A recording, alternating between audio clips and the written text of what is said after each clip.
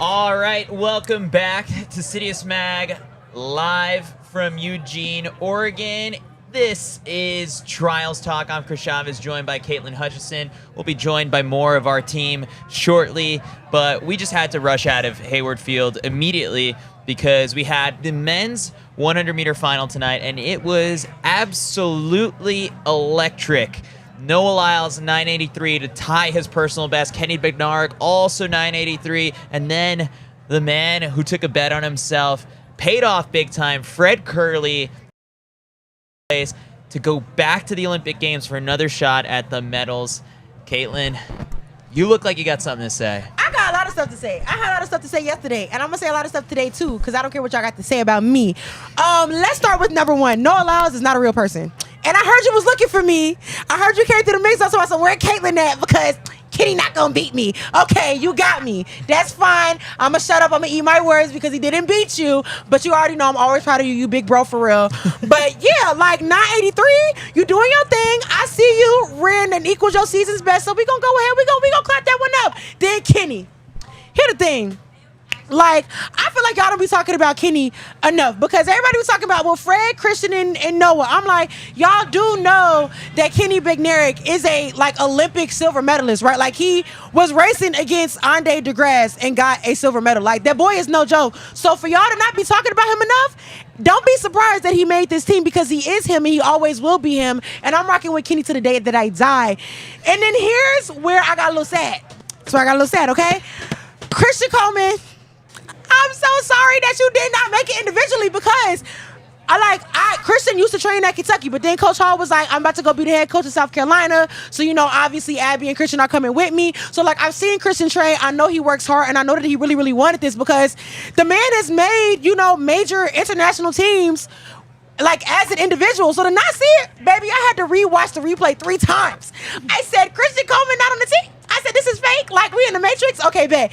Then we rewatching the replay, and obviously Fred Kerley got third, which is huge for him because considering he was talking all of that on, you know, social media, talking about the, you know, the world record, and then the Jamaicans was cussing him out, and then he was, I don't know what was going on, but to see him on this team, I'm proud of him too because man, I don't even know. Like, Chris, that was running so fast to where you leave the 60-meter world champion off the team as an individual. Yeah, but you know, at the end of the day, like, do I feel like our medal chances were hurt?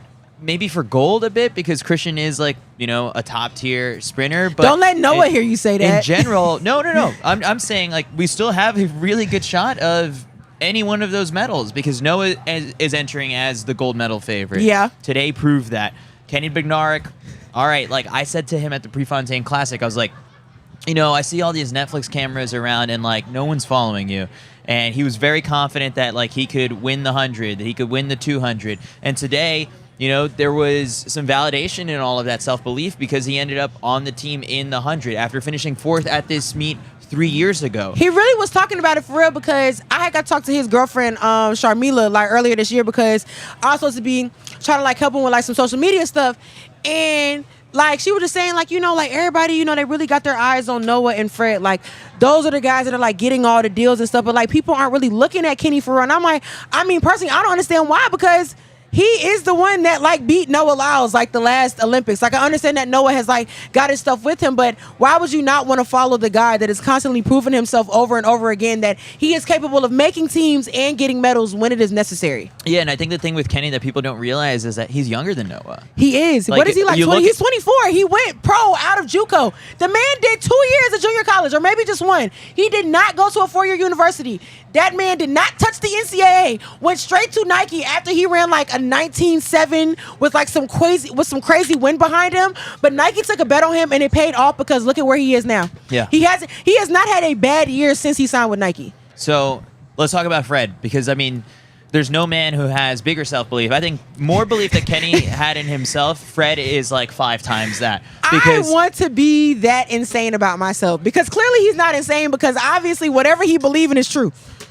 I said it on a podcast with Anderson just like a week or 2 ago that it was like the fact that he did what he did at the New York City Grand Prix and took this huge bet on himself. Like if he didn't make this team and would have finished like, 7th or 8th in this one, then like a lot of people would have been done with Fred. I think so many people are back on the Fred bandwagon so after this. So can we get him a contract that want to be back on his bandwagon? Because totally. I mean, I happen to be sitting in the stands, like in front of like the Nike suite, and I watched sort of their reactions to seeing I know what they happened. happy. They and money there was a bags. lot of looks, after third place popped up, that it was like, oh, there's Fred Curley, and it's like, do we forgive and forget? Like, Fred had some comments about the Nike spikes and his move to ASICS, and then he came out with the Puma spikes. So like, who knows like where Fred ends up, just sort of as a Fred want whatever gonna make him fastest. Yeah, totally. So great for Fred. The bet on himself paid off 100 times. Now, in 4th place, Christian Coleman. 5th place, Christian Miller, the high schooler, ends up in the relay pool. One of the youngest ever members of Team USA to run the 4x1. Like, this is honestly the high school kids and the college kids. They're showing up here. Here's my thing. I was so scared when Christian ran that first race. I said, hey, Mr. Child, sir, I know you might be a little nervous, but please don't ever do that again. Like, you got 2 more chances. Please don't mess it up. Like, we rooted for you. And then he came out earlier today, ran 9.93. When I tell you that semifinal race was sick, because he was running like he knew what he was doing.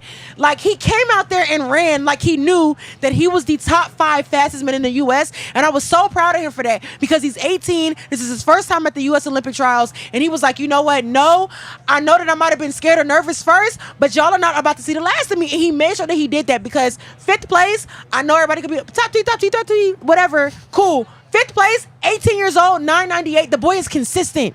His PR is 9.93. He went 9.93 again and went 9.98. I don't know what the world record is for most sub-10s for an 18-year-old, but he might have it. No, I think like at this point in the season so far, Christian Miller is one of the most consistent sprinters, and it just so happens that he's a high schooler, but like he's got the most, probably after this whole entire trials, the most sub-10 so far this season, if you add 3 to the ones that he had coming in. So man, Christian Miller is a dog. Now, the one thing that we've been talking about just like over the last couple days is just sort of like thinking of just like, how do the relay pools work, right? And this came up while we were in the stands watching the 400s, which we'll get to in a little bit. We've been throwing around, like it's top 8 in the 400 or it's top 6 in the 100. So we just learned today there was someone, from USATF in the stands who was like as we were kind of like, oh, Quincy made it. He made the team. And they're like, not yet. There's actually get picked. 4. So the way it works is like the top 4 in the 400 and the 100 are named to the relay pool. And then the next 2 are discretionary spots that are up to, the USATF and the coaches to select. And Christian Miller is sitting at 5th, so that's a little bit scary. It's a little, well, not necessarily, because then you have to look and see, like, who else is in this one. And, Courtney Lindsay was on that World Relay team. Yeah. So, like, I feel pretty safe in them keeping him on there. Kyrie King did not end up making the final. So he did, contribute to the team at World Relays. I think it's just sort of like playing the game of just sort of like where does Christian Miller fit into the relay?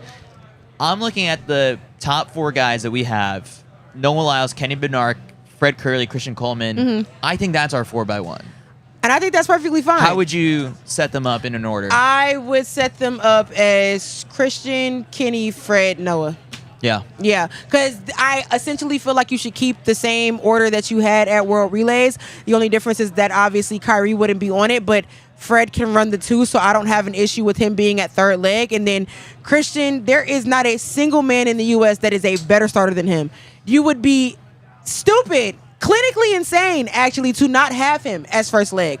So yes, that's my pick. Yeah, and then if I look at this, it's sort of like, it's funny to think that if Christian Miller and Courtney Lindsay do end up in the relay pool, you have Christian Miller run in the first round, and that kid, if this all-star team that we named before ends up winning gold, Christian Miller shows up as a gold medalist to college. That's hilarious. An Olympic gold medalist. Yes. And you know what? This is so funny because we talked. I kind of like joked about this with Quincy and Christian when we were at New Balance.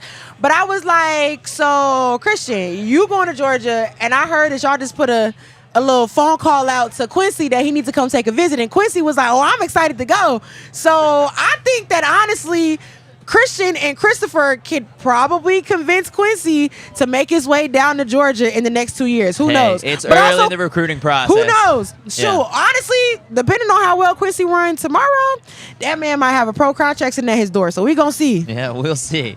All right, so I think that was the men's 100. It was epic.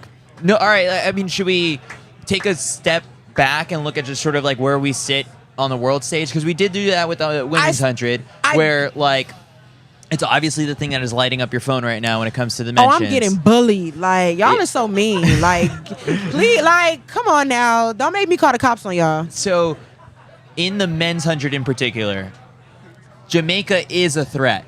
It is. Oblique Seville is good and has beaten Noah Lyles so far this season. And I think the reason why they're such a threat is because of the fact that I still think that the men's 100 is extremely open. Like, there's so many guys this season running 9.9, and it's just like, if all of y'all running 9.9, it says all you gotta do is race at the right day, the right time, and you're good. So honestly, yes, like Jamaica is a huge threat with us, and Noah, please don't beat me up, because it's like either if I don't get beat up by the Jamaicans, I'm gonna get beat up by Noah. Noah, you better be on your P's and Q's, because Oblique is not playing with you. But it's okay, because I know you're gonna do what you gotta do. So, and you know, earlier today, like, you know, if people were wondering, it's like, all right, like you guys are doing 3 shows a day, like how much downtime do you get, and what are you doing in that downtime to recover between sessions?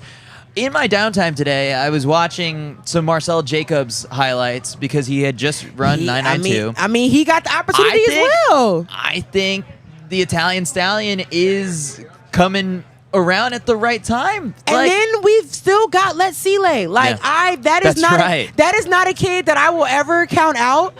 And then Zarnell too, like he popped off last year. Like, there's just so many people like in rotation that it's literally to the point to where it's just like, you just have to race right at the right time. Yeah. Like, it's not, I think that the men's 100 is less about time at this point, because we've all seen like nobody's running something super crazy. I mean, like, yes, Noah and Christian and Oblique have all went 9.8 this season. Okay, cool. But as a majority, everyone is sitting on that 9.9 range. And if that's the case, like I said, it's not about time, it's about competition. Who wants it more? Yeah.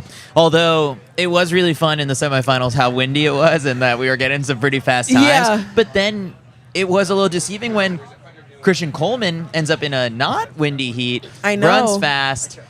That's what led me, like, even at the last second, I was like, I think I'm picking Christian to win over Noah. I was going to pick him too, mainly just because But I it's flipped like, at the last second. I was like, Noah over Christian. I picked Christian to win because it's But like, I didn't have Fred. Last and I time, hand up. I messed up. I mean, I'm thinking about how like indoors went. It was like Noah Christian, Noah Christian, Noah Christian, and then Christian won like at the time that it mattered the most. So I was like, okay, cool.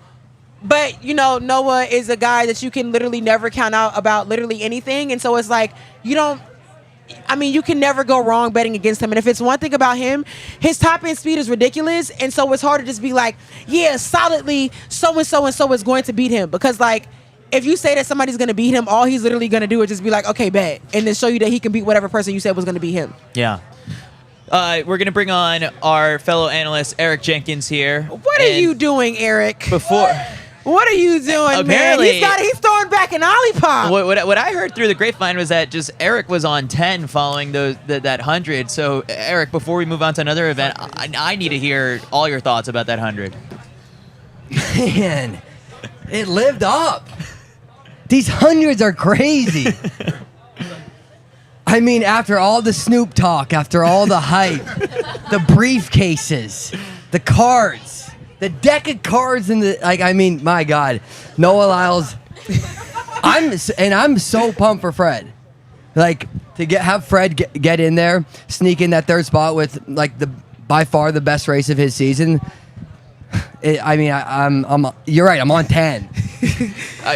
Were you on 10 enough for NBC to like record you for 3 different people? Probably not, no. Is that what happened to you? I got recorded 3 different times because I was screaming so loud in the stands. They got me for Quincy, they got me for Alexis, and they got me for Bryce. Oh, man. Yeah. I can't wait for that footage to surface. But, Eric, I guess let's take us through the afternoon, because we were sitting on Twitter watching as, like, you know, the build-up to this final happened. The briefcase. We talked about it on the morning show. Breaking news. The big reveal ended up being the the 5 pieces of Exodia in the Yu-Gi-Oh card set, which means that like I think I looked it up exactly as to what it meant. It was like that it would win any sort of duel. I don't know. I went down a rabbit hole to give context. Yeah. In the end, how bummed were you that that's what was in the thing? I guess it's. I mean, I'm just not a Yu-Gi-Oh guy. I don't really know the Really? I don't know. You're gonna get crucified. Yeah. Okay. I just don't know quite the meaning of the cards and all of it. Anytime you hype anything like he hyped the briefcase, it's gonna be tough. It should have been $100,000 in that briefcase. It should have been $100,000. It Or was $100,000. It should have. Yeah. No. Here's what it should have been. Yeah. It should have been $100,000.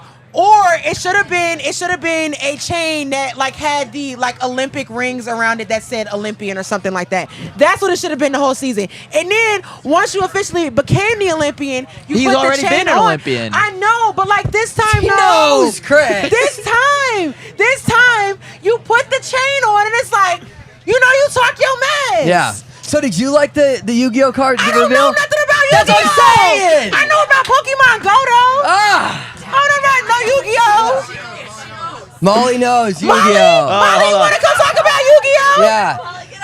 All right, hold on. Let's let Molly come over here for the mic. Let a Yu-Gi-Oh expert get in on this. Molly Seidel, everybody. All right, this is the most unhinged podcast we've had so far. Nerdy girl to come in and Yeah. explain Please Yu-Gi-Oh don't say to you. something. Come say All right, something. yeah. Okay, so yesterday in the prelims, he's going out. He pulls out Blue Eyes White Dragon. Yeah.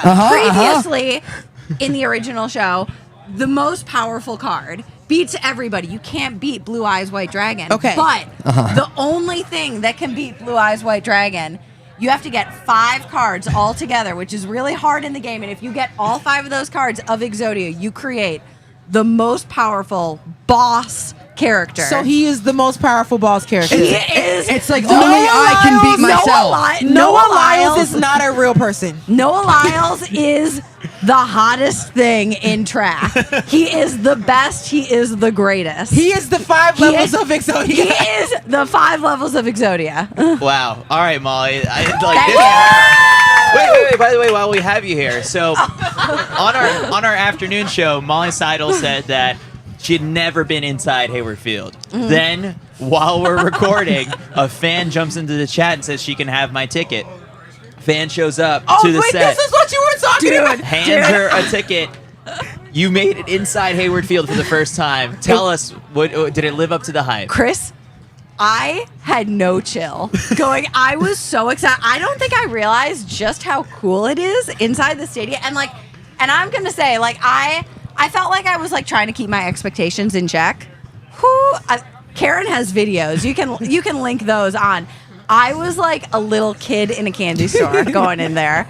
I walk in, I'm like, oh my gosh, I've got to go see the track. And I get upstairs. I'm like, it's bouncy. I'm people are probably seeing me. They're like, what? That's that marathoner. What's she doing? What is that 29-year-old woman doing What is bouncing going on? around? Yeah. No, it was pretty cool. That was very exciting. And that was Molly's Hayward Magic experience. Give it up for Molly Seidel, everybody.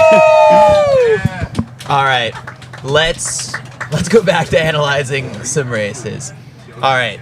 We had More sprints. Yeah, more sprints. Men's 400-meter semifinals. I mean, we have to start with that. That was so much fun. That was a freaking blast. I told you, I was screaming so much. NBC, the man literally turned the camera around. Yeah, I noticed. And he started staring at me, and I'm like, oh, fridge nuggets. I'm about to end up on national television because I am screaming my butt off for everybody that's running right now. But it was so much fun because, Chris, we were literally waiting to see if Quincy was going to get in. And honestly, I felt like 44:59 was good enough for his second world record in 2 days, but it was still very scary. Well, let's go back to what he told us last weekend, where it was sort of he runs, 45:13. Yeah. And he says, oh, that would have been 44 low if I would have cleaned it up. And I was like, the comment just slipped by both of us. When we put it up on Twitter, people were like, this kid's talking about 44 low. And then today, 44.5. he's on to something. So again, I say to the Quincy haters, the ones that were like, he's They're not quiet. gonna make it They're to quiet. At Paris, this and point- he's not gonna run 44. Shut it up. Yeah. I don't play about Lil Cousin, I think they're- and Coach Lee know I don't play about Lil Cousin, so don't say nothing bad about him. I think they're done. I think the Quincy haters are done. They better be. He's 16 years old, and he read all them comments. I don't want his head getting messed up. Quincy had by far like the biggest. He had the biggest pop. Everybody, when they announced Quincy's name, like the crowd was going crazy. By far louder than any other name out there today. Yeah. Literally 2 high schoolers in an Olympic trials finals. Like, is that not sick to people? No, it's crazy. He was saying that like he knows that like he got the biggest ovation, and then when they announced Bryce Deadman and Vernon Norwood that it was not as loud, and he's like, I was screaming for Vernon Bryce. yeah, and I was screaming. and he was like, man, I'm really loving these cheers, but like it's pissing these guys off, I bet. And so Quincy's just like, he was saying afterwards, he was like, this is the best day of my life. He's like, but tomorrow needs to be like an even better day. He can do it. He can freaking do it. I believe that Quincy Wilson can make this team. In the relay, I'm not entirely prepared to say that he's going to crack that top 3 because Quincy Hall, 44.42, Bryce Deadman, 44.44, and Vernon Norwood, 44.50. But if he's top 4, then he can be on that relay. So I feel good about him making that relay pool. And then Michael Norman buried at 45.30. So it's like he's got his work cut out for him to make it individually. It's not impossible, though. I just want to say that Quincy ran a really measured race, like a really He did. mature race. He did. Yeah, I know. Bryce Deadman and Vernon Norwood both got out pretty hard in the first 200, and Quincy was right in the middle of them. Mm-hmm. Like, think about the experience of the lanes inside and outside of him, and he really just stayed true to his race and really came on the last 100. Like, didn't freak out over the first 150 and just like stayed measured, and then came down the home stretch and like comes away with 44.59. Are you Another kidding me? world record. And Yeah. that's the thing, like, that's why I was so interested in watching Christian and Quincy's race, because both of them literally ran like pros. It was like, you would not be able to, in their faces you can tell, but like based off of like how they were racing, you would not be able to tell that they were like high schoolers, because how do you not freak out when you've literally got the U.S. champion running up on the other side of you, and then the Vernon Norwood on the other side? Like, how do you not go insane? And then he didn't. He was just like, I'm going to lock in. I got this. Yeah, all right. So I have my little interview clip that I had with Quincy pulled up. So I'm going to hold it up to the mic so people can hear it. But like this kid, this is the best day of his life. Break your own U18 world record. You advance to the final. How are you feeling? I'm feeling great. Like I've never been this happy a day in my life when it came to track. I've been working for this moment. That record that I broke 2 days ago, that's 42 years. 42 years and nobody being able to break that record. And I broke it twice in 2 days. It means a lot to me because it knows that my hard work been paying off. Staying longer after practices, before practices, just coming in there, my coaching, we're there, and I'm just excited for myself. Quincy, how much of what you're doing is hard? All of it. All I'm doing is hard, because someone that's 16 years old, they're most likely to get scared when they go into the big competitors. Vernon, he's 32 years old. I'm 16. I'm half of his age. So I'm just running for my life when it comes out there. The race plan went out the window, but I knew what my coach had to tell me. But tomorrow, I have a lot of things I can do to improve myself for tomorrow that I'm in the finals. The first thing when I got off the track, my coach told me he was extremely proud of me. But he was telling me the things that we got to do to break down the race. He's not caught up in the moment, and with that on my side, I think I have great things for tomorrow. And I can't wait for tomorrow. I'm stoked for this kid. And it just, the whole interview is up on our YouTube channel. It gets better and better as it goes along. They asked him like, so when are you going to get your driver's license? He goes like, honestly, at this point, I don't even know. He's like, I can't, if I go to the Olympics. He don't need a driver's license. He need a chauffeur. He's like, I can't go, if I go to the Olympics, I can't even take the 3 weeks of classes that I need to get the driver's license. I got my driver's license at 21 years old. So it's like, there's time, 18. Quincy. There's Yeah. time. So yeah, there's things he would have to polish up.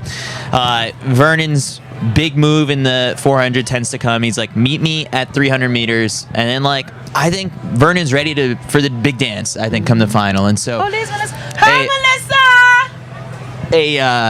a Team New Balance 1-2 Vernon Quincy would be the dream, but we'll have to see. We need little cousin with a New Balance sponsorship today. He's got the NIL deal, and I He think like need pro.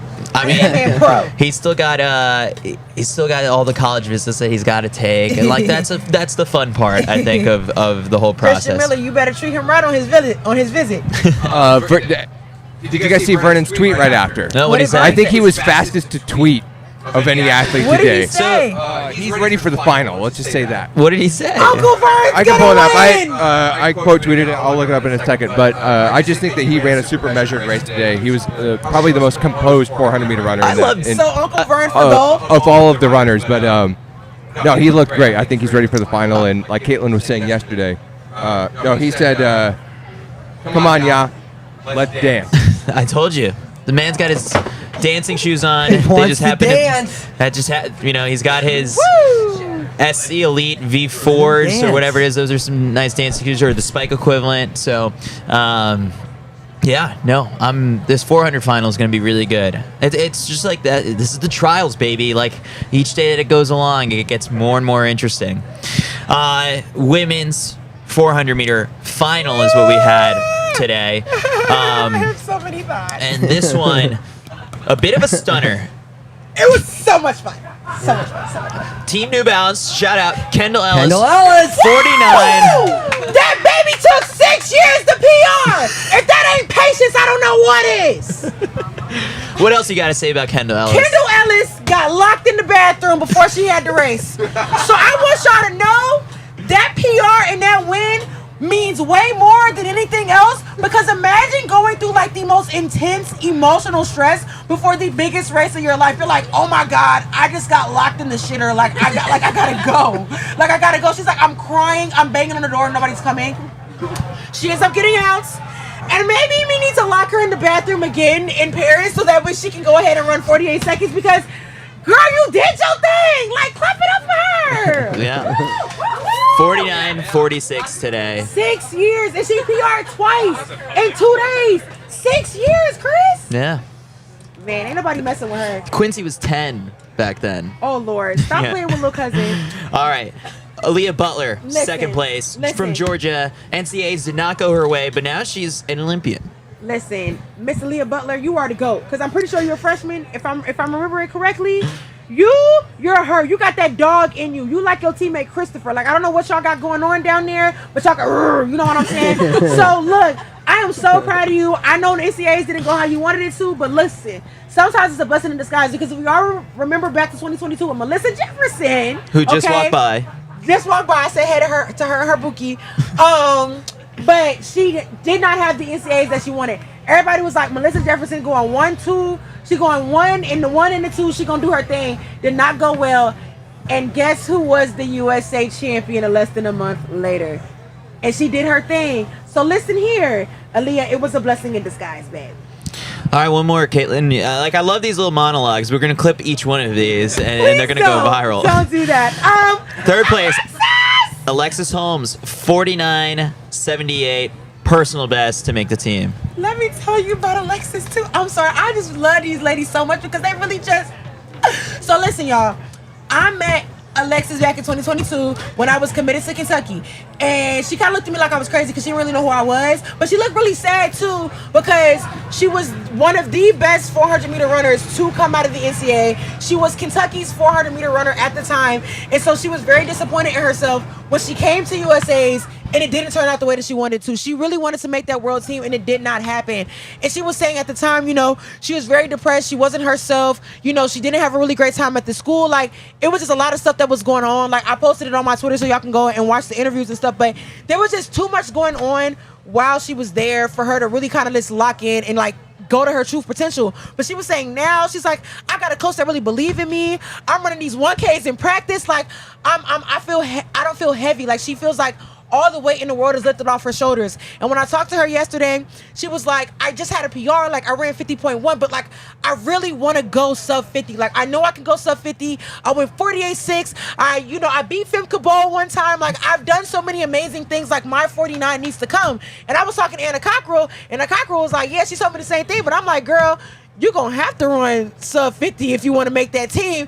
And let me tell you, baby, Alexis Holmes and all of her 6'1" glory out of lane 3 popped her stuff and went 49-7 to make that team and become an Olympian. And I told her the same. I told her this too. I said, there's not anything that anybody can say to you. There's not nothing that can happen once you get to Paris that can take away this moment. So whatever people that did not believe in you, whatever people that did not care about you, it does not matter, because guess who's the Olympian? Guess who's going to Paris, and guess who fought for it? It's you. So that's that. I feel like you talk to everybody. 'Cause you just I love everyone. I love my pookies and my bookies and my babies. They're so cute. I mean, so how do you feel about this team going into Paris? I'm confident with this team. I know that. Don't say another sweep. Don't. Oh, baby. Come on. I'm not gonna lie. That's not. Let me talk. Damn. Damn, Chris. Like, damn. Like, I'm not trying to get cussed out again. Listen. First of all, this is how I feel. I feel like USA, if we don't mess up the handoffs, God, please don't mess up these handoffs again like last year. We can get a gold medal in that 4x4. So I'm very happy with this team, because I feel like we got everybody that we need to be able to make a really great solid 4x4 to get the gold medal. And I'm also solid about most of these women, if not all of them, making the finals of the 4. I don't know what's going to happen in the final, because, you know, Rashida popping her thing, Nikisha Price, baby, it ain't nobody running what Nikisha Price is running right now. I don't know what y'all feeding her, if it's the rice and peas, the plantains, or whatever it is, so please give me some. Please, I'm begging you. But yeah, it's just the simple fact that, like, Kendall, the fact that she was able to put up 2 PRs in 2 days while being locked in the bathroom and running a 49 low, I think it's very possible for her to have another PR, make it to the finals, and honestly fight for what she's looking for, which is an Olympic medal. Alexis Holmes is another staple on our 4x4 relay. She's gone 48. She's been looking for a 49. I think that she also has the opportunity to PR. And Aaliyah Butler, I know that she hasn't been, you know, on a stage like this, but she has been whooping butt all season. She's out there with Christopher Morales. He is a world best holder. He a world record holder to me. But at the end of the day, I think that she's got a lot of potential and opportunity to go crazy. So, Eric? I don't know what to say. I think she's doing just fine on her own right now. say something, Eric. No, I think it's gonna be the 400 to try and medal at the world stage is gonna be really tough. Rashidat, Natalia Kazmarek, or Lady Paulino, Nikisha, bro, like Nikisha. 48. You baby, you dropped the collegiate record to 48 seconds. Do you know how ridiculous you are? Yeah, so I mean, it's gonna be tough. Making it to the final, I think, is a huge accomplishment just in general, because like the U.S. 400 meter women We're trying our best. have not done it the last couple of years. We're trying our best, and I understand that like that's something that we would really like to have, because you know, Allison Felix, Natasha Hastings, like those women were our staples when it came to, you know, medaling at the Olympics in the Open 4. But listen, I think we've got a young team. Like I said, Aaliyah Butler is a freshman. Alexis just graduated college 2 years ago. Kendall, hey, look, like I said, she took 6 years to get to this spot that she's in right now. So I'm sure that she don't got no qualms with waiting some more time to be able to put up a time that she needs. So I think that we do have the opportunity and the potential to get to medal contention. I don't know if it's going to happen like today or tomorrow, but also who knows, because these ladies know how to fight. Yeah. All right. Caitlin, I'll let you go dive into some. I have distance things to say. Oh, you do? All right. Matthew Wilkinson, D3 legend. I love you, baby. I know you don't know me, but you're an Olympian. Let's go! Woo! All right, I'm out. Caitlin Hutchison, everybody. No, wow. Go D3, let's go! Wow. How do we follow that up, Eric? You're gonna have to try, Chris. You're gonna need to get louder. All right, Eric. Post up right here. Let's bring on Mitch and Karen, and we'll talk some steeple and try and make sense of it. Let's talk steep. This makes sense. Also, the women's 800. We got a lot to say. We got a lot to say. All right, as we all get together here. Oh, Yeah. Mitch. Oh, great. The giant's going to stand over us. All right, right here. All right. Here he is. Hopefully. Okay. Wow. Wait, but before we go, We got it. We're getting a call right now from Paul Hoff-Mahoney, who will get a real quick segment with him. A little field event update. All right, Paul. You're on. Paul, make it quick. Mac is emphasizing you got to make it quick this time. Not as many events for you to unpack, but hit us with the pole vault update because what's his name? Sam Kendricks was saying that he might not go to the Olympics even if he gets picked, and then today he wins the whole competition. So what's up? What happened to the pole vault? Yeah, I haven't had a chance to listen to his interview that he did yet. Mitch said he went on for like 12 minutes about kind of the whole situation. So that should be a very interesting listen. Go listen on the CITIUS MAG YouTube channel right after the show is over. But yeah, he set the meet record at 5 meters 92. He only missed at 5.92, and he missed once and then cleared it. Chris Nielsen and Jacob Wooten fill out the rest of the Olympic team. They both cleared 5.87. Sam Kendricks looks good. Like, if he does decide to go to Paris, I think his medal chances are pretty good. Obviously, Mondo is Mondo. And then EJ Obiena set a big season's best last week. And then Corrales, I think his name is, the guy from Greece, also cleared, I think, 5.92. So it's a tough picture. But Kendricks, if he does decide to go to Paris, looks to be in really good shape for a medal.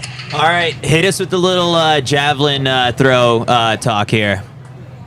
Okay, so the javelin throw for the U.S., Curtis Thompson won his third national title in 4 years at 83.07, I think, or 83.04. It was his first throw win. He won by 3 meters.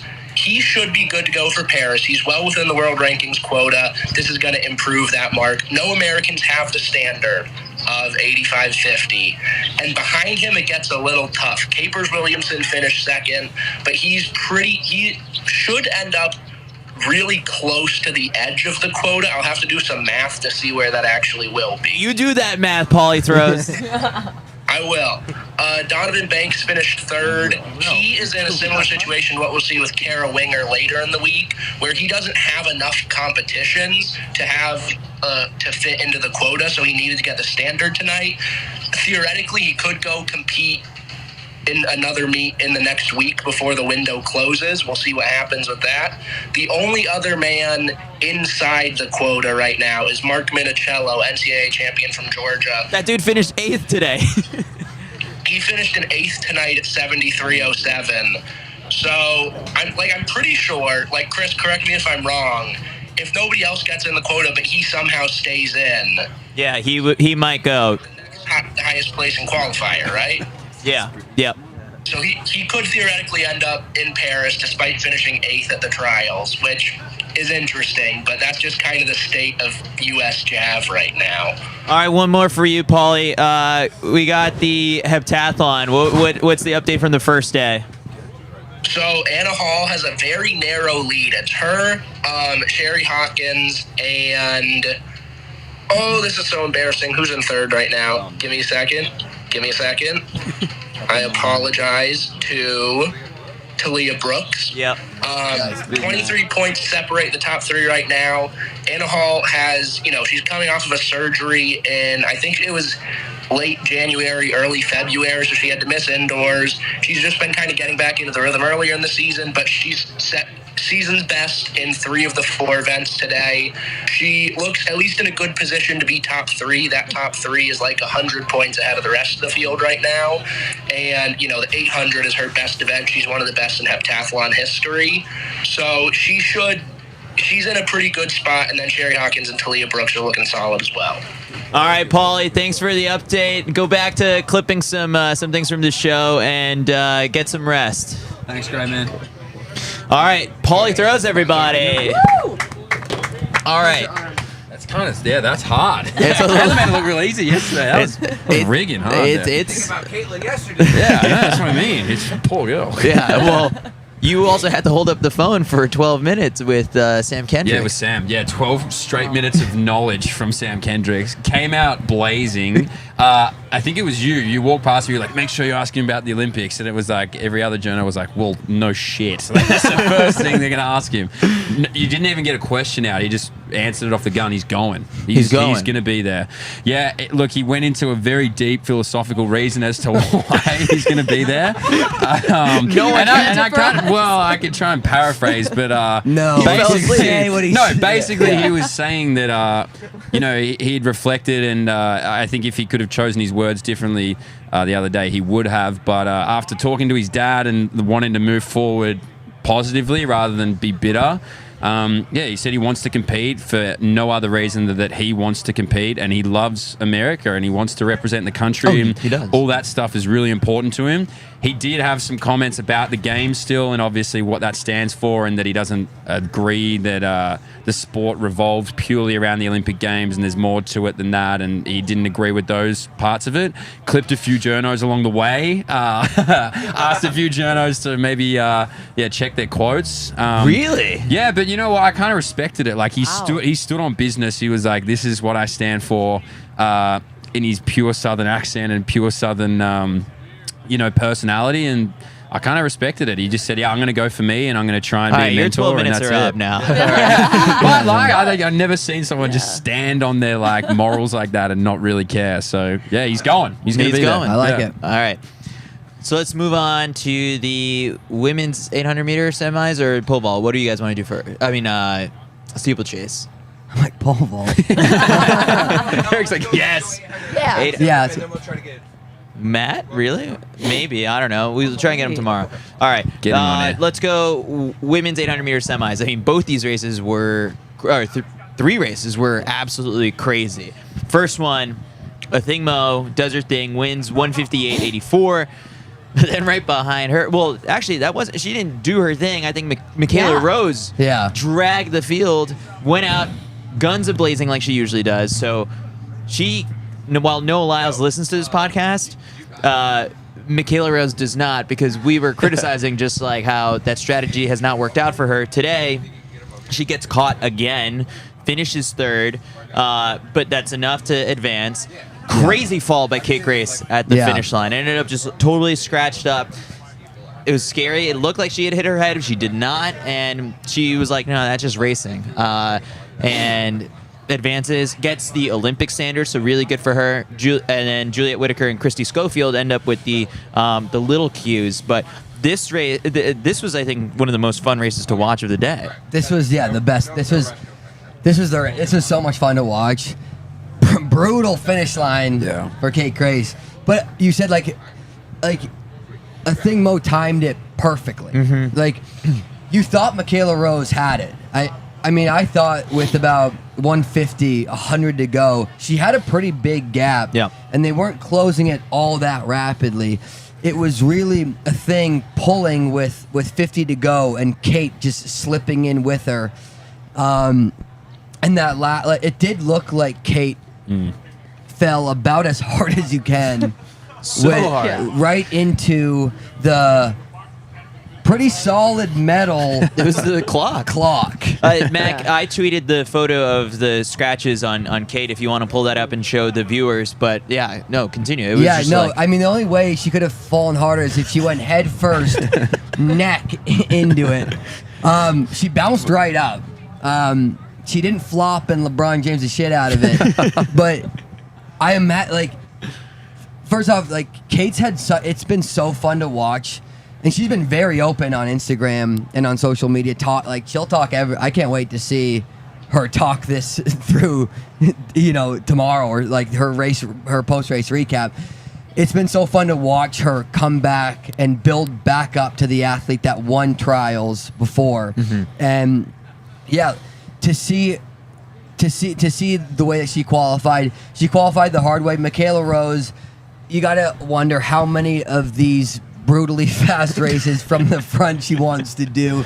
I mean, it's working, but just barely. just barely.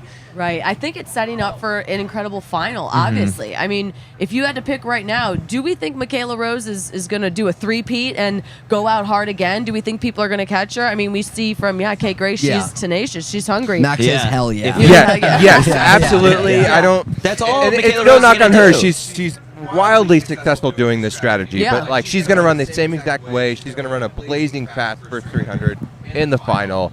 And am I allowed to toot my own horn? Toot your Hey, horn, toot Mac. Toot, toot. Kate Grace. Yeah. I said that she was the only athlete in the 800 prelims that was like, hey, top 6. It doesn't matter if you're 6th or 1st. You're going through. She ran the smartest prelim race. I was talking to some agents and some other bigwigs down here last night off camera. Oh, whoa. And they were asking me, hey, who's going through in the women's 800 semis? And I was like, you know who is? It's Kate Grace. And they were like, no shot. Guess who made it through in a big queue? Kate Grace. Take that. I am worried about the fall though, because that does take something out of her. But it's awesome to see her make it through to the final, get a big queue. And I am wildly excited for this final because Athing Mu looks gettable, and there's some other athletes that look like they want those top 3 spots. Hey, those 2 Modelos that are on camera right now, maybe it's time to switch over to the Olipop Mac. That's why he's on 10 right now. All right. So, Chavez, he's called you yeah, Chris is calling you a Are we drone. just calling me out? Yeah, I mean, wow. There's more than 2 over here. Put it down. Come on. Put it down. Don't share my lunch like that. All right, Yeah. so Kate Grace, she's got a lot of momentum going right now. And I think the challenge, though, with her is that the final being tomorrow, that's back-to-back days of racing, something that she has not done at all so far this season.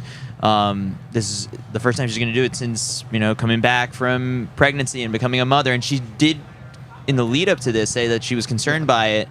But now she's at this point where she's in the final, and she's just telling herself, like, everyone has to race twice in a day. So, like, in a good headspace, I think. And Well, yeah. I'm gonna contrary to Mac over there. I know Really? she took a fall, and I know you said it might have taken a lot out of her. This woman has gone through childbirth. Yeah. It didn't take that much out of her. I'm just gonna say that. I think she's still gonna come back with a vengeance. A little scratch here and there. That's nothing for someone that just went through what she went through. Battle scars. Yeah.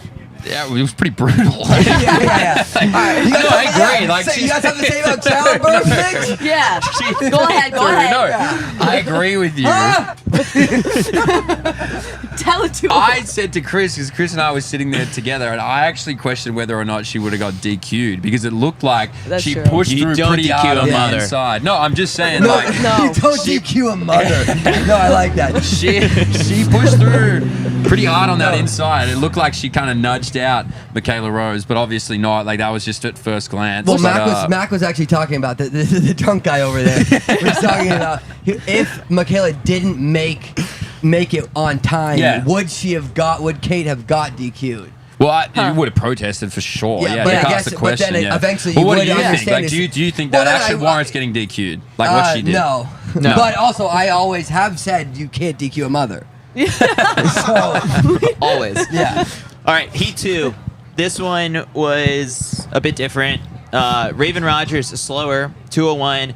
You had, I think it was like the top 5 coming in wide down the finish. Sage Hurticlecker Snag is the other big Q.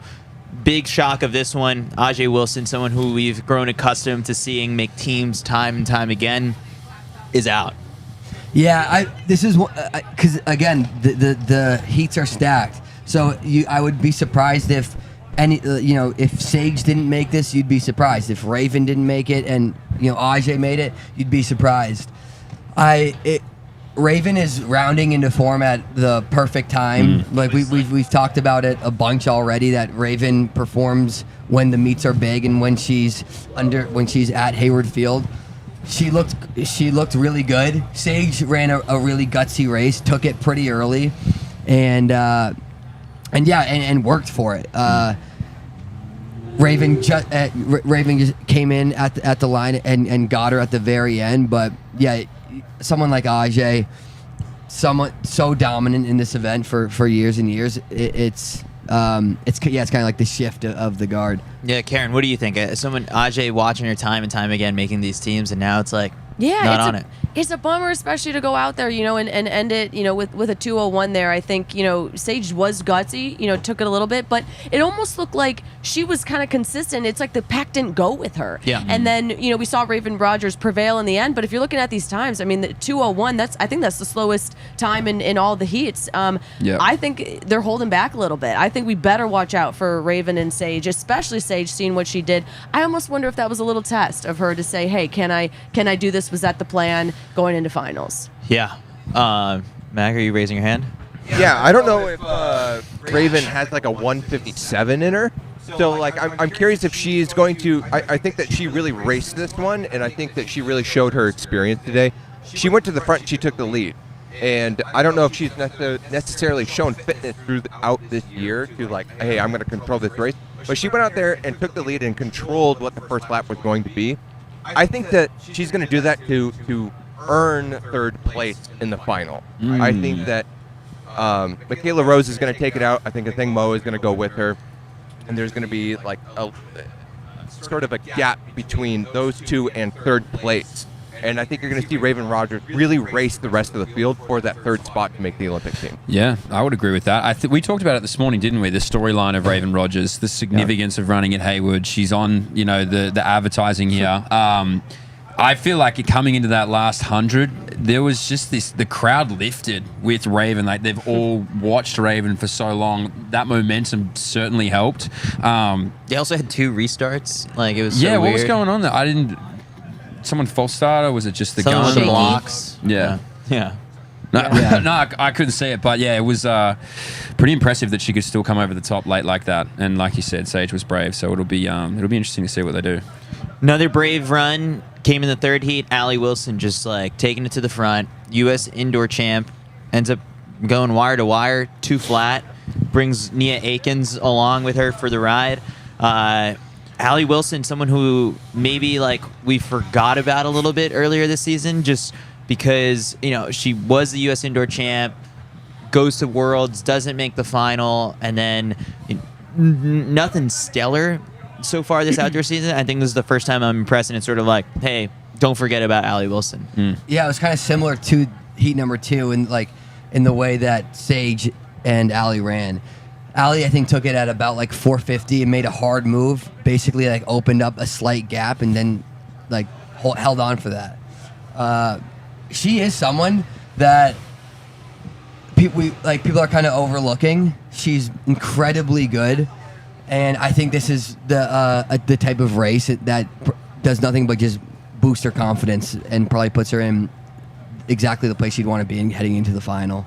Yeah, especially with Athing. I saw an interview with Athing the other day, and she almost made it sound like these prelims were like her kind of getting into shape a little bit, getting into race shape. And while, yes, I do think someone of her caliber can do that, I think if you've never done that before, who knows? It could be a little wild card. She could be gettable, to kind of recall what Max said. So I think people like, Allie Wilson coming in hot, maybe having a chip on her shoulder from not making, that final. I think she's going to be a force to be reckoned with, and she's got some great hairstyles. So who doesn't want to show up and rock, something new for the final? I think that's maybe what motivated her as it does.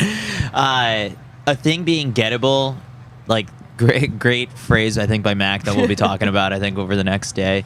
It stems from the fact that like she didn't race at all before this, and has been kind of holding the cards close to her chest. I think Mitch was in the mix zone with me when like the whole group swarmed around her to try and get some answers, and they asked her sort of like, so that hamstring injury, when did it pop up? And she said in April.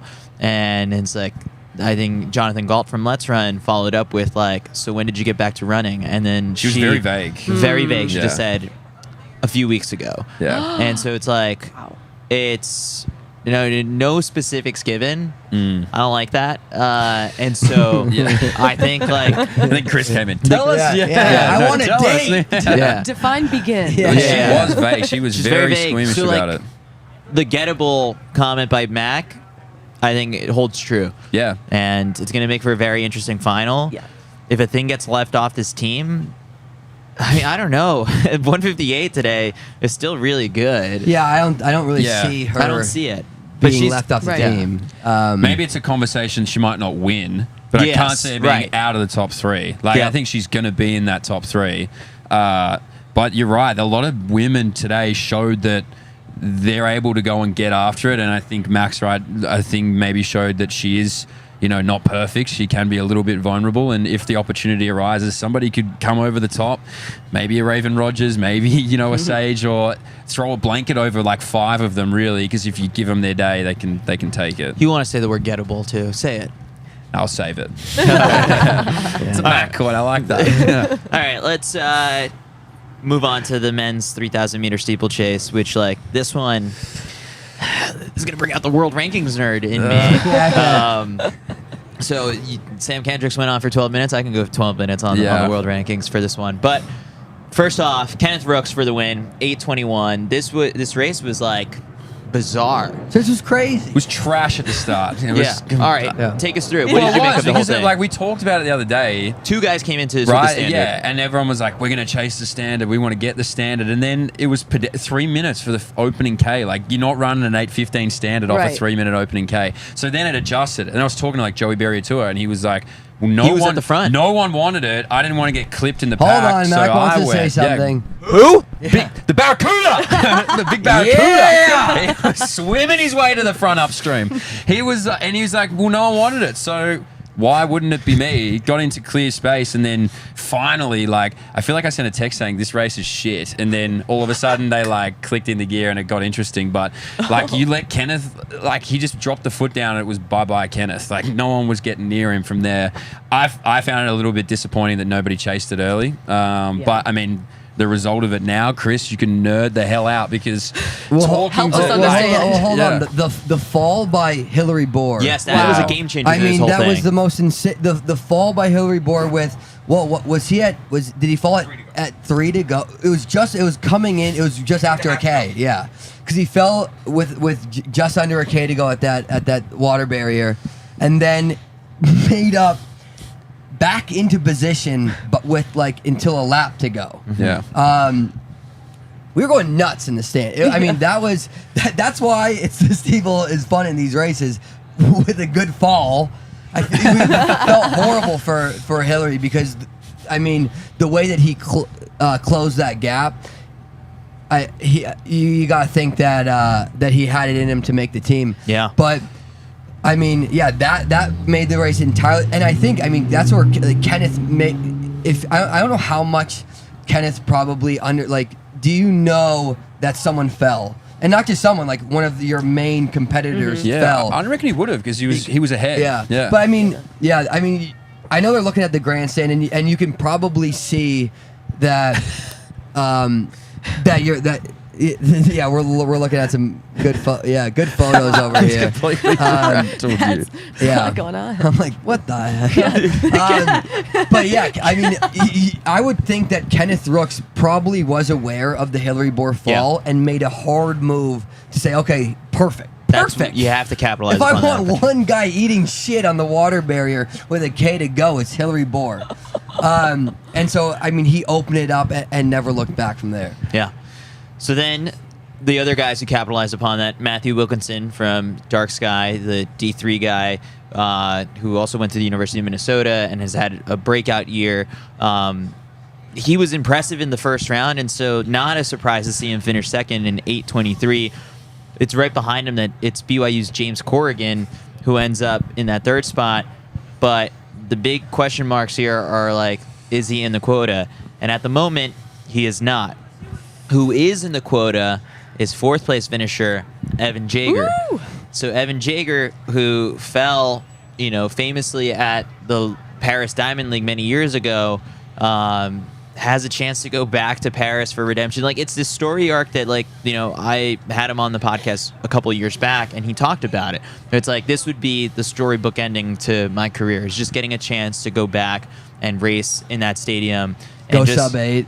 Go sub 8 would be amazing. But because he was definitely on pace to do that. It's the biggest what if in track and field, I think. Wow.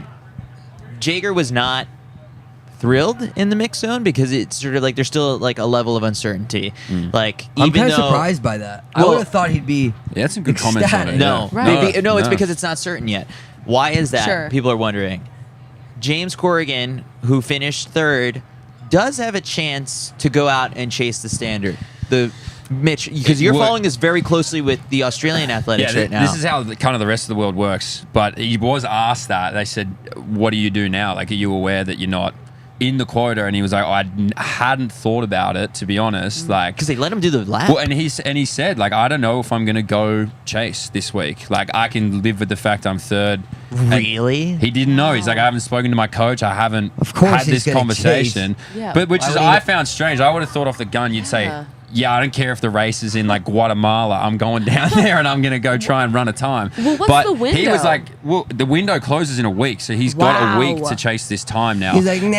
And this is my point, and this is why I was saying this to you, Chris. I was like, crazy that no one would chase, because in the Australian system, Everyone's we've got traveling people literally everywhere. like 65 of them were across the weekend in God knows any country that had a track. There was an Australian. So for me, it's like, if I were him, I'm talking to my agent or coach, whoever it is, and be like, all right, get me on the first plane to any silver, bronze, or gold meet, because Americans might not know the point system, and I know it like you.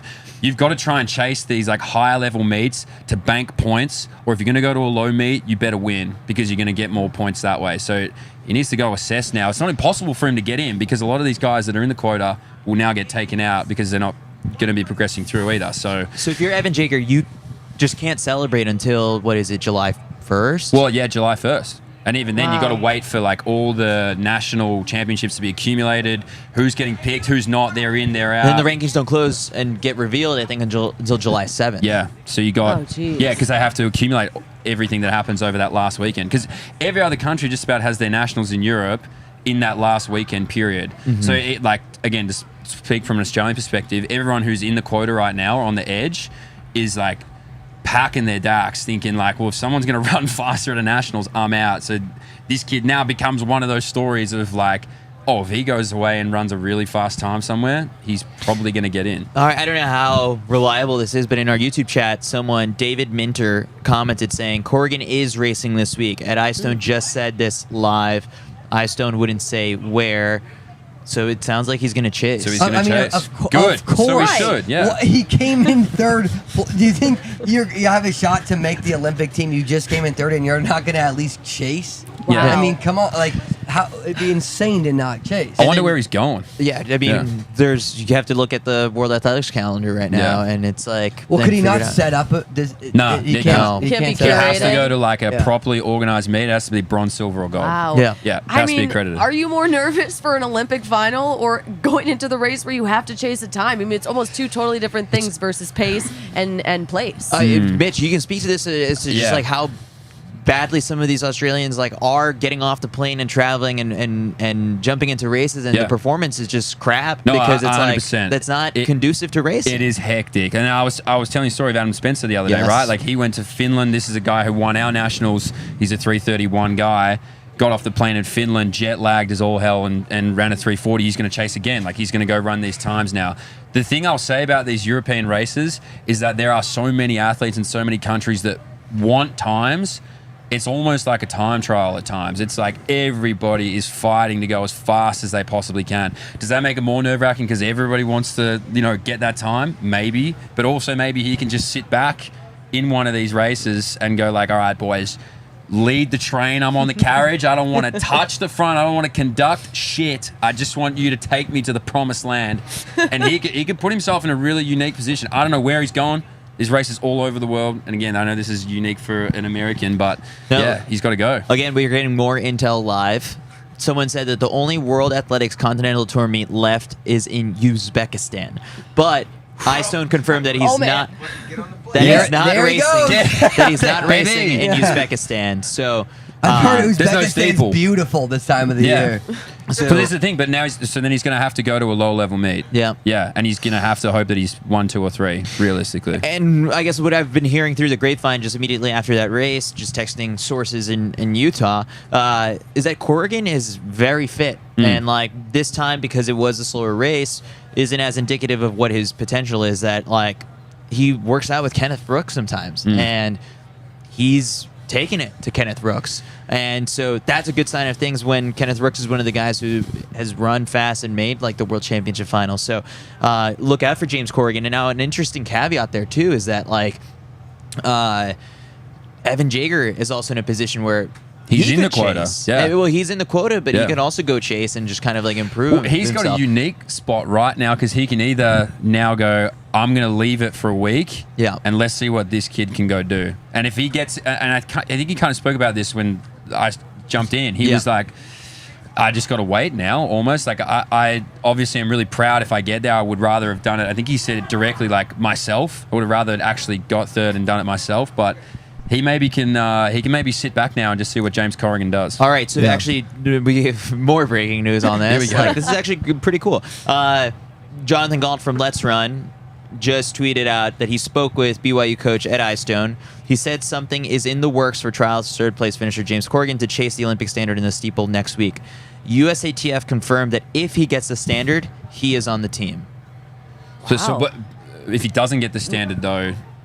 He's not. What if he moves? I mean, then we have to just wait and see what.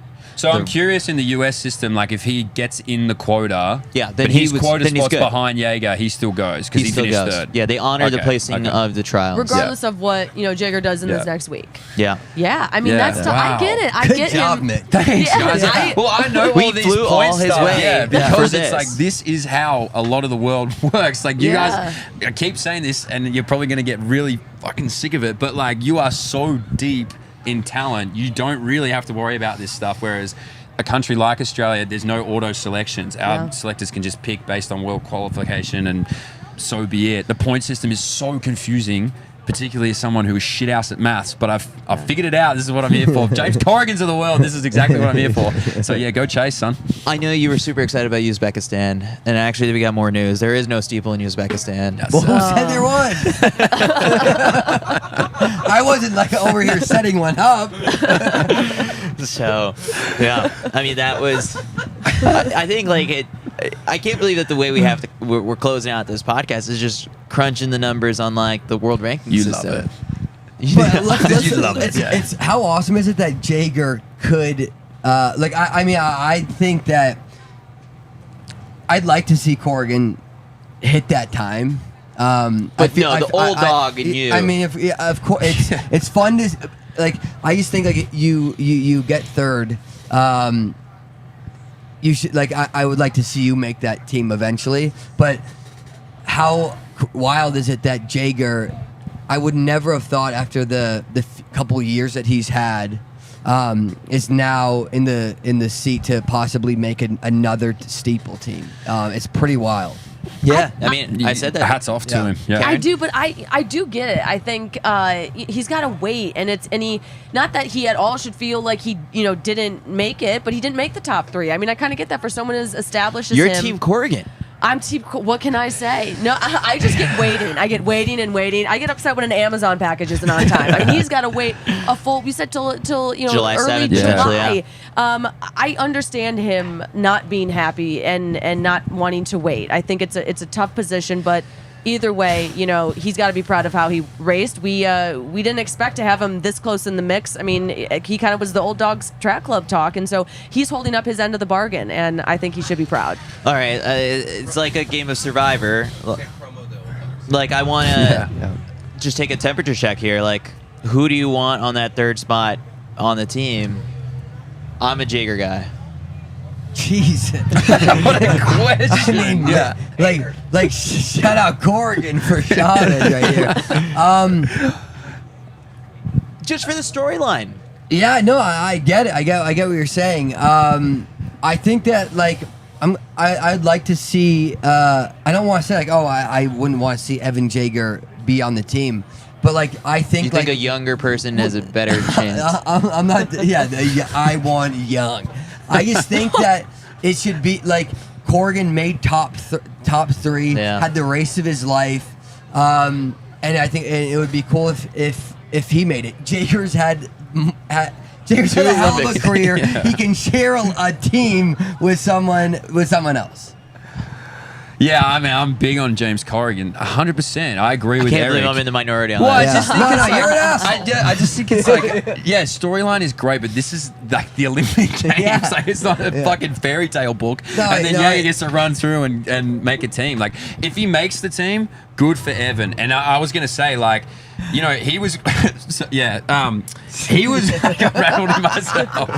He was one of the only guys to really continue to kick late in that steeple. I feel like a few kind of gave it up. He continued to go. So if he gets there, he gets there. But Chris just thinks he's hot. I just think you got to respect the guy that is third, and you got to respect the system that's in place. And like, I'm going to really respect the shit out of him if he does travel and go and chase this time. Okay, I'll respect that. That's why Jaeger's not like ecstatic. It's because it's like you want to make stressful. the team the way that. Like, but I don't even think he was stressed. I think he just went like, if it happens for me, like to your point, I've had a great career. Yeah. If it doesn't happen for me, oh well, that sucks. I tried really hard. If it does, well then I'll go to the Olympics and see what I can do. Like, he was very diplomatic about it. He was. Yeah, to me though, I think, not to speak for him, but don't you think after this race he kind of was hoping to have a sense of, I think, results and just like way to proceed? I think this is just maybe delaying maybe some feelings he's been having this whole season of like, am I going to make it? What's going to happen?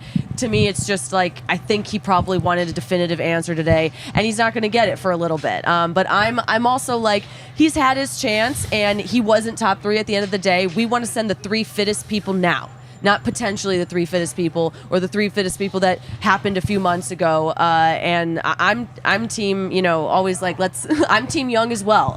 So I think I'm hoping for the time for him. Evan Jaeger, the tribe has spoken. Like, these guys have But shut the no door knock on on you. Evan. Like, Hey, Evan, I hope you don't, man. Yeah. You know what, Evan? You should have come 10th, dude. Yeah, I wish you weren't there. Chris is like, Chris is like, you, Evan. To be like, Evan comes on the show. He's like, and this guy said you were shit. Yeah. And so did that guy. No. That's not what we're saying. If he makes it, he makes it. Yeah, no, But you I gotta didn't like what was just going on right there. I didn't like that you were about to close it. Yeah. He's like, all right, guys, I'll see you tomorrow. All right, I'm so like, we all shit, hate I'm him, and going good to night. see Evan when I walk. I'm just going to punch my head in. But you got to respect the fact, and like to the waiting point again. I'm just going to tee off here. It's You don't need to explain it. Chris is trying to fucking bring you down. It's an American luxury that you get to know that you're going. Like, if he has to wait a week and a half, 2 weeks to find out if he goes to the Olympics, stiff shit, man. That's just how the system works. Stiff shit. Be fine. If Evan makes it, he makes it. He deserves it. Matt, but I hope Matt, Jimmy get goes in and here, gets Matt. it. Please, I'm begging you. I can only imagine how frustrated Evan is with like just his injuries like over the past couple of years, and just being like, I don't. He probably doesn't feel like he's given himself the best shot just because of his own body, and I know that that's frustrating to him. That being said, like, Corrigan was third, and in the U.S. system, with, as Mitch is saying, with how deep we are, we think top 3 should go no matter what. So, and also it's not Corrigan's fault that he's in the NCAA system. Like, their meets aren't ranked very highly. So if they were ranked differently, he would probably be in the quota. If NCAA's was ranked higher, or regionals, or whatever the case is. So it's so messy, it's so convoluted. But like, Abolish the ranking system. yeah, then Corrigan's in. But that's just how it is. Yeah, I wonder if this race leaves Jaeger like hungry to be like, okay, like I'm gonna keep going. He is. He is. Yeah. He said But he's going to continue racing. my other point is how I have so much respect for Jaeger for fighting through the last 18 months. Yes. Like, yes, I retired because of what he went through 12 months ago. Yeah. And like, Eric, you can probably speak to something similar. So many people retire when they've been professional for so long, and then their body is just like fighting them to the nth degree. And you're like, okay, why am I doing this? This is absolutely miserable. Jaeger's gotten himself all the way back to being on the brink of making an Olympic team. And now we're it's like who's in the ranking points, and it's all this math and all this shit. I have so much respect for him to like staying true to the process and getting back to this point. And it's really, really, really hard. And he's at this point. I just have so much respect for that. Yeah. 100%. Bravo, Mac. Yeah. Yeah. I've always been Team Jay. Can I change my answer? No. Yeah. All right, Mac. That was I think the best way to end it. Before I start any more fires over here on this side. Yeah, the tribe spoke. All right, one thing we've got coming up tomorrow. 15 final. The 1500 meter final is Yes. happening. The best event in track and field. Oh. And to get ready for that, jam-packed day. We're going a fourth show tomorrow. Oh. What? Morning Yes. show Wait, with these wait. three. Eric's like, hold on. How could we even squeeze in a fourth show? Yeah. 3 was a lot. 3 was a lot. God, 3 is too much. Are we gonna do a show during the No, race? no, So let's hear how this fourth show works into the schedule. Okay. Morning show. Now, Gotcha. Yeah, You I'm three. there. Hey, I've that's a been there. standard. Yeah. Yeah, that's one. Uh-huh. What else would I say tomorrow? CITIUS MAG live from Eugene, 12 to 2 with some special guests. Uh-huh. We've been doing that. The last show of the day is going to be the post-race podcast. You know, we've been doing that. At some point at 12, around 2:30, what time have we been throwing around, Mac? 2:30 start time. 2:30. I've been saying 2. They're going to You be got a late. 20 minute. 2:30 p.m. Pacific time. When's lunch? You got 20 minutes, man. We will have an old dogs segment previewing the men's 1500 meter final. Okay. Totally forgot about the old dogs preview. Let's go. So the old dogs 1500 meter preview bonanza will feature Eric Jenkins, Wow. Mac Fleet, Good start. the return of Kyle Merber. Ooh, We've got Will Lear confirmed, great guy. Andrew Wheating confirmed, Patrick Casey confirmed. We did this last year. Yeah, dogs. People really loved it. Yeah, mongrels. And we're really going to test the limits of just this second level of the CITIUS MAG scoop that we've got going over here. So 4 shows tomorrow. At this point, like, we're on the air just as long as ESPN. This is like a TV network at this So point. Eric's on the air. He's on every single show. Yeah, he's on all 4. Yeah, Eric, today you did the trifecta. I did the trifecta. Tomorrow, 4 shows. Get ready, buddy. I've been doing the trifecta. Yeah. All right, that does it. CITIUS MAG live from Eugene. This has been boy. Trials Talk Day 3. We will see you guys. Good morning, track and field. I love track and field. Love it.